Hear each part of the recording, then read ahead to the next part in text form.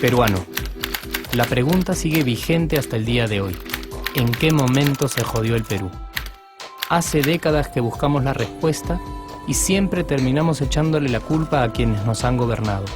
Es más fácil decir que nuestro Perú se hundió por la reforma agraria de Velasco, porque el arquitecto no le dio importancia al terrorismo, por culpa del primer gobierno de Alan y su tren cargado de inflación e inoperancia económica, por culpa del autogolpe, los vladivideos y la corrupción en el gobierno Fujimori, por culpa de los whiskies y la hora cabana, por culpa de la mayoría de la clase política que gobernó y gobierna el Perú y que sigue viviendo en el escándalo y en la corrupción.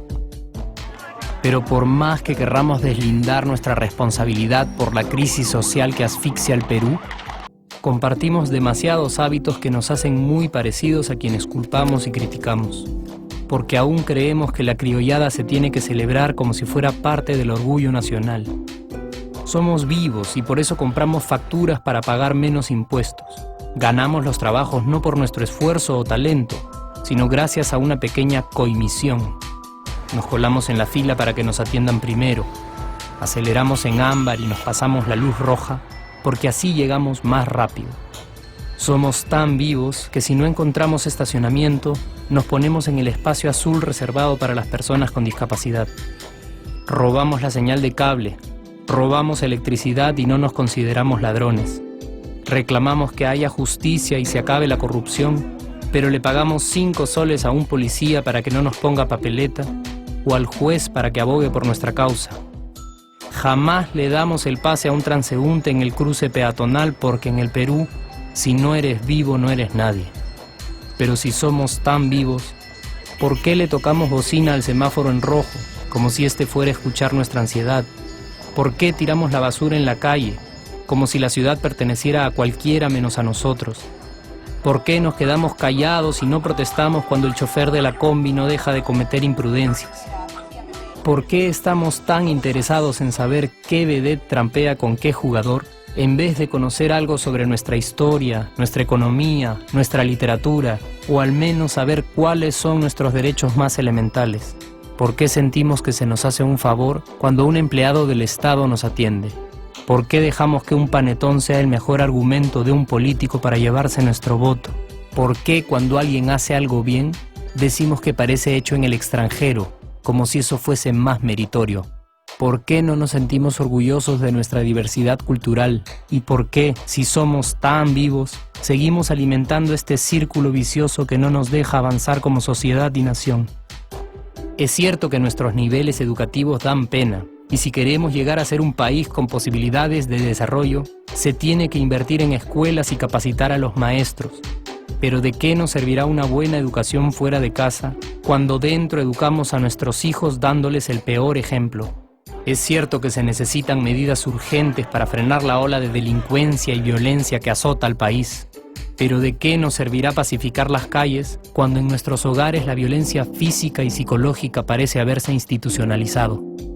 Es cierto que se necesita una verdadera reforma judicial para que en el Perú se pueda hablar de justicia, pero ¿de qué servirá lograrlo cuando la mayoría de nosotros sigue avalando la ley del más fuerte, del más rico, del más vivo? Es cierto que para reducir los conflictos sociales se requiere del diálogo, pero ¿de qué nos servirá ese diálogo si seguimos pensando que dialogar es imponer nuestras ideas y no escuchar al que piensa diferente a nosotros? Es cierto que necesitamos mejores leyes de inclusión social y muchísimos más proyectos de integración, pero ¿de qué nos servirán estas leyes y proyectos si hasta el día de hoy la publicidad peruana define nuestros estratos socioeconómicos por el color de la piel y a nadie le parece raro? Si hasta el día de hoy seguimos avergonzándonos de nuestras diferencias o sintiéndonos superiores por estas mismas diferencias. Es cierto, es mucho más fácil echarle la culpa de absolutamente todo a nuestros gobernantes, pero la realidad es que el Perú se hunde en exacta proporción a esa viveza que alimentamos todos día tras día.